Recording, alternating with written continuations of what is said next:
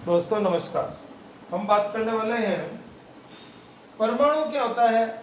इस पर हम पहले वाले वीडियो में बात कर चुके हैं, लेकिन क्योंकि हम जिस टॉपिक पर बात करने वाले हैं उसमें परमाणु के बारे में जानना आवश्यक। परमाणु किसी तत्व का परमाणु सामान्य तौर पर इलेक्ट्रॉन, प्रोटॉन और न्यूट्रॉन ये तीनों कण उपस्थित होते हैं।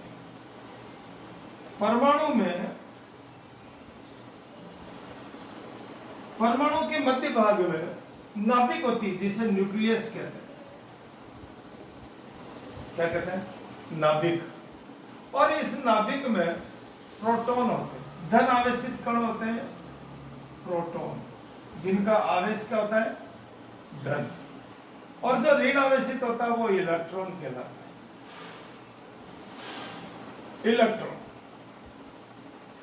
प्रोटॉन और इलेक्ट्रॉन की संख्या हमेशा बराबर रहेगी। प्रोटॉन और इलेक्ट्रॉन की संख्या हमेशा बराबर रहेगी। किसी भी तत्व के कोई भी परमाणु हो, हमेशा प्रोटॉन और इलेक्ट्रॉन की संख्याएं बराबर होगी। उदासीन परमाणु में प्रोटॉन और इलेक्ट्रॉन की संख्या समान।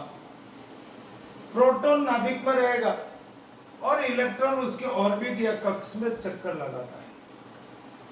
फिर न्यूट्रॉन होता है जो उदासीन होता है। न्यूट्रॉन क्या होता है? उदासीन। इसकी संख्या प्रोटॉन इलेक्ट्रॉन के बराबर भी हो सकती है या कम ज्यादा भी हो सकती है। न्यूट्रॉन की संख्या बदल सकती है, कम हो सकती है, ज्यादा हो सकती है, अधिक हो सकती है। तो हम बात करने वाले हैं परमाणु संख्या पर। क्या बात कर रहे हैं? परमाणु संख्या। परमाणु संख्या क्या होती है? Atomic number. किसी परमाणु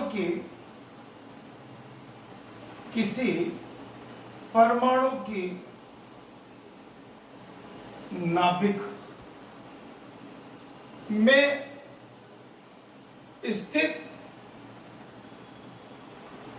प्रोटॉन की संख्या। किसकी संख्या? प्रोटॉन की संख्या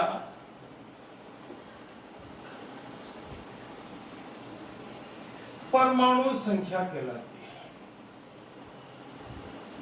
परमाणु संख्या, इसको जेड से लिखते हैं। किससे लिखते हैं? जेड से। परमाणु संख्या कहलाती है, कहलाती है। अब किसी भी जेड बराबर क्या हो गया? प्रोटॉन की संख्या। प्रोटॉन की संख्या। और प्रोटॉन की संख्या किसके बराबर है? इलेक्ट्रॉन की संख्या। यह हमेशा बराबर रहते हैं, आपको जानकारी है। जितने प्रोटॉन है उतने ही इलेक्ट्रॉन होंगे। मान लीजिए हाइड्रोजन में 1, सोडियम में 11, बेरिलियम में, बोरॉन में 5, कार्बन 6, ऑक्सीजन 8। इस प्रकार से इसमें हाइड्रोजन में 1 इलेक्ट्रॉन 1 प्रोटॉन होता है। सोडियम में 11 इलेक्ट्रॉन और 11 प्रोटॉन होंगे। कार्बन में 6 इलेक्ट्रॉन 6 प्रोटॉन होंगे। मैं न्यूट्रॉन की बात नहीं कर रहा हूं। इसमें इलेक्ट्रॉन और प्रोटॉन की संख्याएं समान होती है। इस प्रकार से 118 तत्व, उनकी अलग अलग स्थिति है। ये क्या कहलाते हैं? परमाणु संख्या। इसको जेड से लिखते हैं। फिर एक शब्द और आता है द्रव्यमान संख्या। द्रव्यमान संख्या।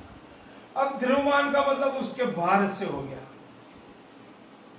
किसी परमाणु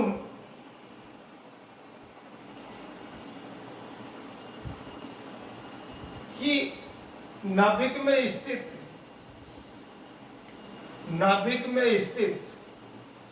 प्रोटॉन व इलेक्ट्रॉन की संख्या, प्रोटॉन व न्यूट्रॉन की संख्या का योग का टोटल द्रव्यमान संख्या कहलाता है। क्या कहलाता है? द्रव्यमान संख्या कहलाता है। इसको किससे लिखते हैं? ए से लिखते हैं। ए से लिखते हैं द्रव्यमान संख्या को। क्या होता है द्रव्यमान संख्या? A P plus n, proton, number of proton, number of neutron, ये ए द्रव्यमान संख्या हो गया। अब किसी तत्व में को किस प्रकार से हम प्रदर्शित, मान लीजिए x कोई तत्व है, उसका प्रतीक x है। अब हमको इसमें परमाणु संख्या और द्रव्यमान संख्या बतानी है, तो हम जो परमाणु संख्या है वो Z यहां लिखेंगे और A को इसके ऊपर की तरफ लिखेंगे। एक आध उदाहरण देख लें कैसे है। द्रव्यमान संख्या और परमाणु संख्या का अंतर आपको मालूम होना चाहिए। परमाणु संख्या प्रोटॉन या इलेक्ट्रॉन की संख्या है, जबकि द्रव्यमान संख्या A है प्रोटॉन और न्यूट्रॉन की संख्या का टोटल नंबर, इसका वेट।